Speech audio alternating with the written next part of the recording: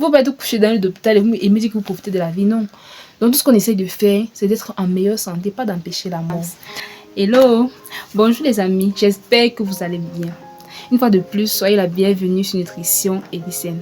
Je suis Sheila Azebazine et je me suis donné pour mission de partager avec vous des informations de qualité qui vont vous permettre d'améliorer vos habitudes alimentaires, d'améliorer votre style de vie de manière générale, d'améliorer votre santé à travers la prévention des maladies nutritionnelles qui viennent avec le temps et donc de perdre du poids naturellement et sainement. Alors, il vous est déjà arrivé de vous demander pourquoi est-ce que vous mangez chaque jour? Question qui allait un peu bête, mais en fait non. Il existe plusieurs raisons qui nous poussent à manger.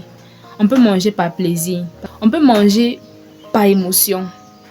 Par exemple, pour moi, lorsque je suis triste, j'aime bien les chocolats, les gâteaux, madeleine, parce que ce sont des choses qui sucrent et le goût sucré est réconfortant. Et c'est comme ça qu'il existe plusieurs raisons qui vont justifier le fait que les gens mangent. Mais au-delà de tout ça, la raison principale pour laquelle on mange, c'est la survie. On mange pour survivre. En d'autres termes, on mange pour vivre. La réalité est que notre corps a besoin d'énergie et d'éléments nutritifs pour pouvoir rester en vie et fonctionner correctement. Sauf qu'il est de plus en plus difficile de tirer des réels bénéfices santé de notre alimentation à cause des produits industriels, comme j'aime bien dire, qui tendent à être de plus en plus accessibles par rapport aux aliments sains et naturels et qui malheureusement à long terme vont nous faire développer certaines maladies. Et donc aujourd'hui, on va parler d'un de ces aliments, à savoir la farine de blé raffinée, la farine blanche, celle avec laquelle on fait du pain, du gâteau, des beignets, des pancakes, des biscuits et j'en passe.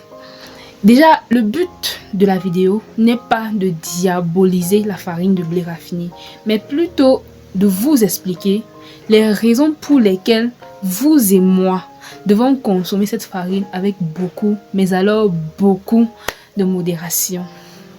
La farine de blé raffinée est une poudre blanche obtenue après plusieurs procédés de transformation et de raffinage du grain de blé.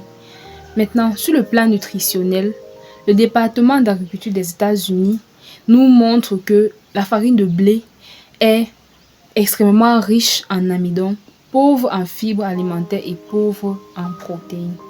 Voici le tableau, d'accord? Maintenant, essayons de mieux comprendre ce que cela signifie. Déjà, un aliment qui est pauvre en fibres alimentaires aura du mal à être digéré par les intestins. C'est la raison pour laquelle lorsque vous êtes constipé, on vous demande de baisser un peu votre consommation en farine. La farine de blé est extrêmement riche en amidon. Et l'amidon, c'est quoi? Une longue chaîne de glucose. Le glucose, c'est du sucre. Vous savez que un aliment qui est riche en sucre va faire grimper la glycémie dans le sang. Ce qui va pousser le corps à sécréter également plus d'insuline. Et l'insuline en excès favorise le stockage de graisse. C'est la raison pour laquelle une personne qui veut perdre du poids va nécessairement baisser, sinon arrêter sa consommation en produits faits à base de farine de blé raffinée.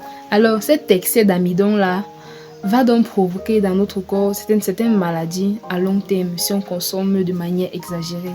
Déjà à savoir le surpoids. Le diabète de type 2 qui commence toujours par une résistance à l'insuline. Toutes les personnes qui veulent perdre du poids connaissent ce que c'est que la résistance à l'insuline. À côté de ça, on aura l'inflammation chronique. Eh bien, comment est-ce que je peux expliquer l'inflammation chronique? Vous savez, parfois vous avez des douleurs que vous ne connaissez pas forcément l'origine. Un peu, on a mal au dos, on a mal aux articulations, un peu. Bref, des douleurs qui n'ont pas d'origine précise. C'est un peu ça, l'inflammation chronique.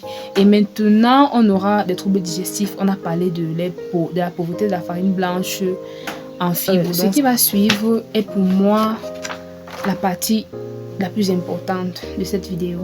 Ce sont les différents contextes dans lesquels je vais placer la farine blanche pour nous donner davantage de raisons de diminuer, de couper quoi. Premier contexte, le contexte de cuisson, bien de préparation des produits faits à base de farine de blé.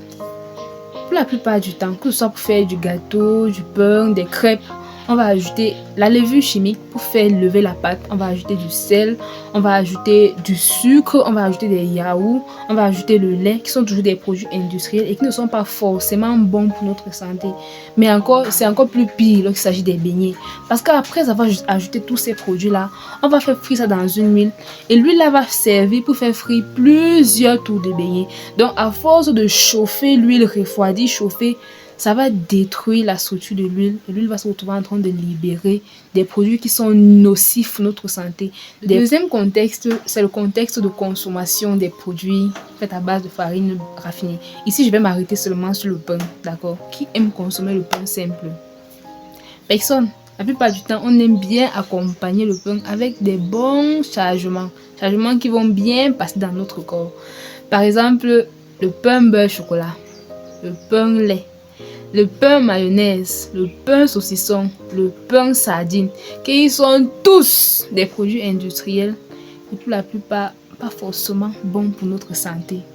Le troisième contexte, on a dit que la farine de blé est riche en amidon. L'amidon, c'est du sucre. Ça veut donc dire que la farine de blé est un glucide.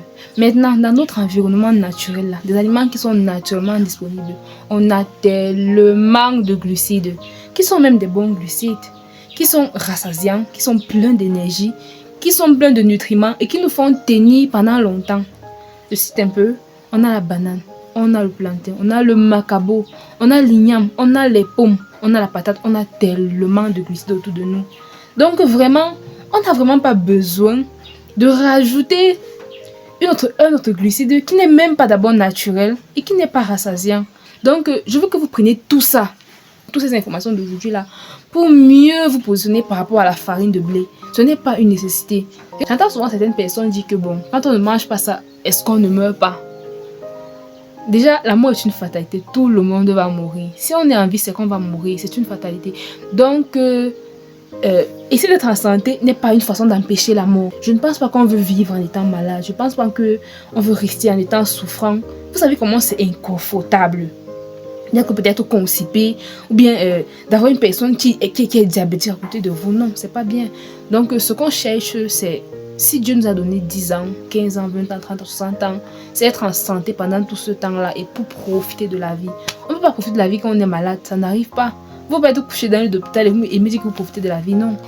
Et donc, on est arrivé à la fin de la vidéo. N'hésitez pas à vous abonner. N'oubliez surtout pas de vous abonner, à aimer le contenu pour m'encourager. Ce n'est pas facile de venir chaque jour devant la caméra, mais je le fais parce que j'ai à cœur de partager des bonnes choses. J'ai à cœur de voir des personnes améliorer leur santé. C'est quelque chose qui me tient tellement à cœur, donc je viens. Alors, j'aimerais bien que vous m'encouragiez dans cet élan-là. Aimez la vidéo, partagez, abonnez-vous et portez-vous bien. Que Dieu vous garde et retrouvons-nous la semaine prochaine ici là pour une autre vidéo, pour un autre contenu où je vais encore essayer de vous expliquer du mieux que je peux pour que vous puissiez vraiment tirer quelque chose de concret qui puisse vous aider à améliorer votre but parce que c'est pour ça que je suis là en fait. Alors, bye bye.